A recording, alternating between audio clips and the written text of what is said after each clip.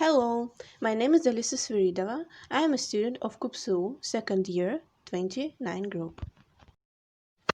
In this video, I will tell you about Rembrandt van Rayn in full Rembrandt Harmison van Rayn. He was Dutch Baroque painter and printmaker, and he is one of the greatest storytellers in the history of art. The first picture I'm going to tell you about will be The Night Watch.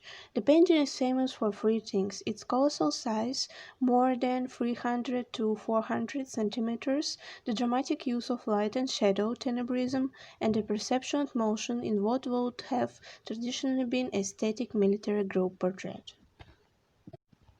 The second painting is called The Return of the Prodigal Son. In the painting, the son has returned home in a wretched state from travels in which he has wasted his inheritance and fallen into poverty and despair.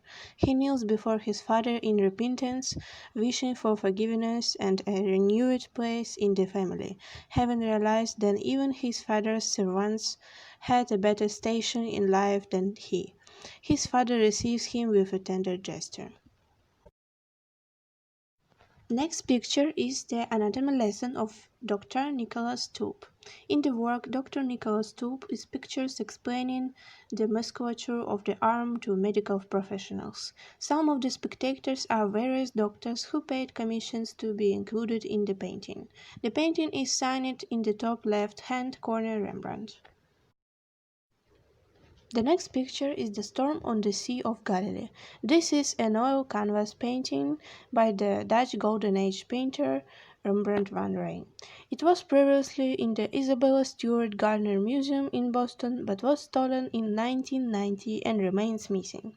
The painting depicts the miracle of Jesus calming the storm on the Sea of Galilee, specifically as it is described in the fourth chapter of the Gospel of Mark.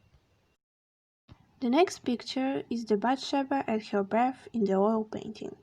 A depiction from the both sensual and empathetic, it shows a moment from the Old Testament story in which King David sees Bathsheba bathing and entranced, seduced, and impregnates her. In order to marry Bathsheba and conceal his sin, David sends her husband into battle and orders to his generals to abandon him, leaving him to certain death. The next picture is the conspiracy of Claudius Seagulls in an oil painting. The painting follows Tacitus' histories in depicting in an episode from the Batavian rebellion led by the one-eyed chieftain Claudius Seagulls, in which he collected at the one of sacred groves, ostensibly for a banquet, the chiefs of the nation and the boldest spirits of the lower class, convincing them to join his rebellion, and then bound the whole assembly with barbarous rites and strange forms of oath. The next picture is Danae. This is a life-size depiction of the character Danae from Greek mythology, the mother of Perseus. She is presumably depicted as welcoming Zeus, who impregnated her in the form of a shower of gold. Given that this is the one of Rembrandt's most magnificent paintings, it is not out of the question that he cherished her, but it also may have been difficult to sell because of its 8 by 10 foot size. Also, the artist's wife Saskia was the original model for Danae. The next picture is the woman bathing or a woman bathing in a stream.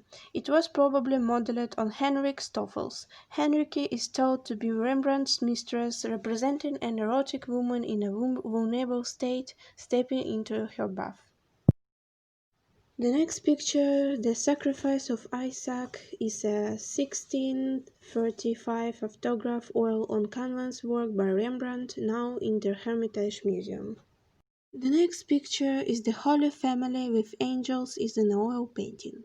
In the foreground of Joseph Carpenter's workshop, the Virgin Mary sits on the low chair holding a large open book on her left arm. Mary wears a deep red gown and dark blue skirt and a white kerchief and cap.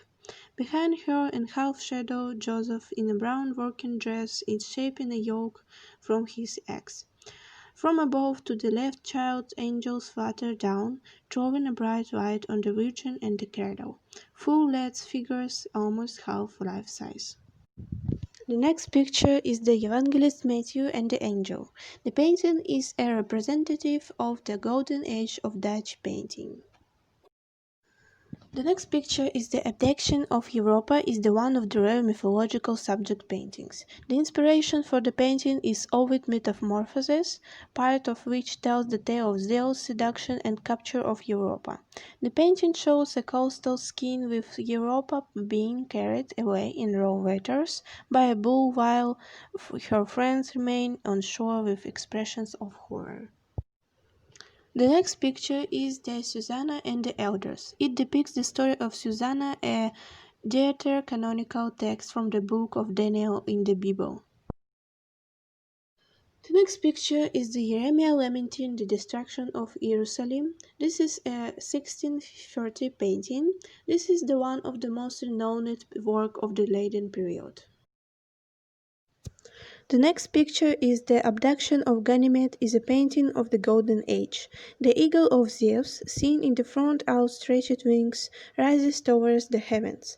He holds with his beak the clothing and with his talon the left arm of the fair curly-haired boy, who, turned sharply to the left and almost seen from the back, faces round to the spectator as if crying loudly, and with his right hand tries to repulse the bird. The next picture is the Christ and the woman found guilty of adultery. The next picture, Moses smashing the tables of the covenant. The plot for the canvas is taken from the story in the book of Exodus. The next picture is the flight into Egypt and the oil painting on panel by Rembrandt, now in the Musée des Beaux-Arts de Tours, which depicts the flight into Egypt by Joseph, Mary and Jesus. The next picture is a philosopher in meditation. The first figure is that of an old man seated in a table in front of the window, his head bowed and his hand folded in his lap. The second figure is that of an old woman tending a fire in her open hearth. A third figure, a woman standing in the stairs carrying a basket. The last picture is the Joseph dream. It shows Saint Joseph receiving the second of his dreams, warning him of the massacre of the innocents. I hope you were interested to hear about the work of the beautiful artist. Thank you for your attention.